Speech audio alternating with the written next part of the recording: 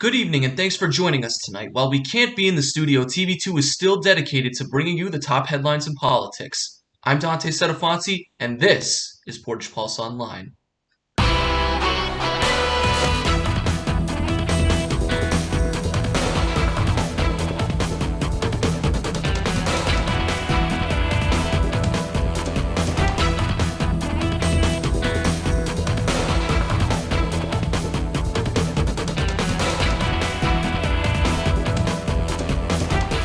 For the first time since April, Ohio has a coronavirus positivity rate above 15%. As a result of this, the state of Ohio is now shaded yellow on the travel advisory map. Dr. Nora Colburn, an Ohio State epidemiologist, stating, quote, "Quite simply, we are in a crisis. Residents in a state with over a 15% positivity rate are advised to complete a 14-day quarantine before traveling." Governor DeWine vetoed a bill headed by fellow Republicans on Thursday.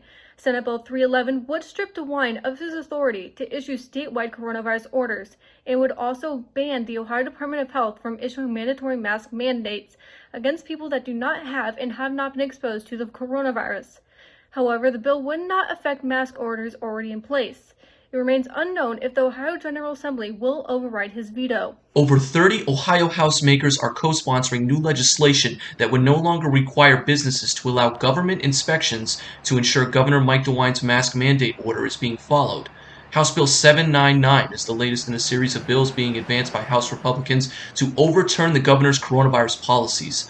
This bill would end the part of DeWine's order that requires businesses to submit to inspections by state, health, or law enforcement officials. Thursday afternoon, the Ohio House passed a new bill that would require burial or cremation from surgical abortions.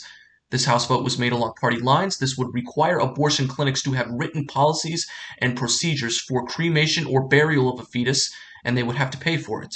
Senate Bill 27, which was approved 60 to 35, will return to the Senate for a concurrence vote and amendments made in the House. The Ohio House of Representatives have passed a bill which bans public colleges from blocking controversial speakers and restricting protesters to free speech zones. It also prohibits charging a security fee for speakers. Lawmakers say this is to prevent conservative speakers from being barred from speaking at colleges. Senate Bill 40 now heads to the Senate to be passed or struck down. And a divided Wisconsin Supreme Court on Thursday refused to hear President Trump's lawsuit attempting to overturn his loss to Joe Biden in the state. This move was an attempt to sidestep the judicial process by bypassing the lower courts. Trump asked the court to disqualify over 221,000 ballots in the state's two largest Democratic counties, alleging irregularities in the way absentee ballots were administered. The lawsuit echoes claims earlier rejected by election officials in those counties during the recount that barely affected Biden's winning margin.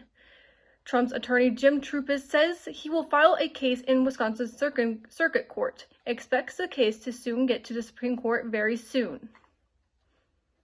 Attorney General William Barr has concluded that there has been absolutely no widespread voter fraud that could change the 2020 presidential election. Barr told the Associated Press that U.S. attorneys and FBI agents have been working to follow up specific complaints and information they have received, but not have had fraud on a scale that could reverse the results of this election. President Trump did not comment on the Attorney General's rulings Tuesday, but Rudy Giuliani and his re-election campaign issued a statement saying, quote, "With all due respect to the Attorney General, there has not been any semblance of an investigation into the president's complaints." Arizona and Wisconsin have certified Biden's win. After another of Trump's failed legal battles, these key swing states have signed off on a win for Joe Biden as of Monday.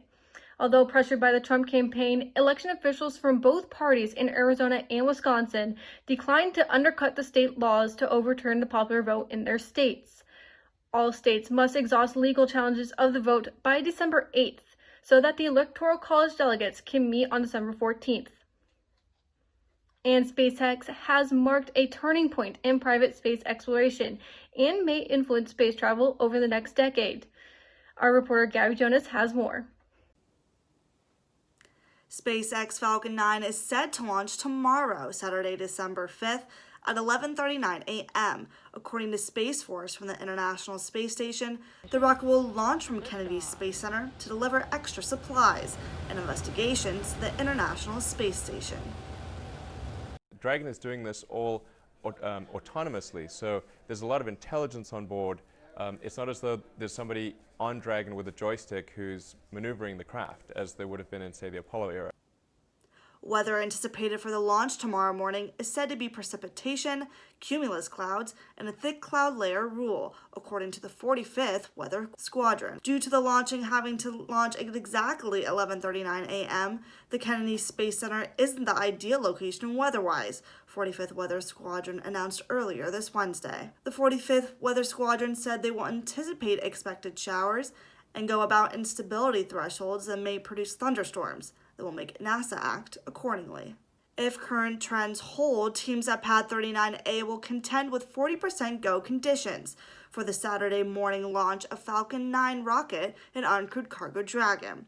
The percent go calculation doesn't include upper-level winds centered around the Atlantic Ocean, where a SpaceX drone ship will be on standby to host Falcon 9's first stage landing.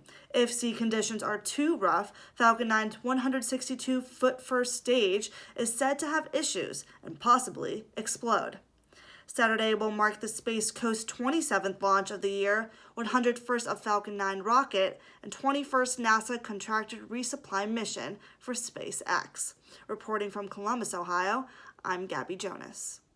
Thanks for joining us for Portage Pulse Online this week. I'm Bailey Schweitzer, and have a great weekend.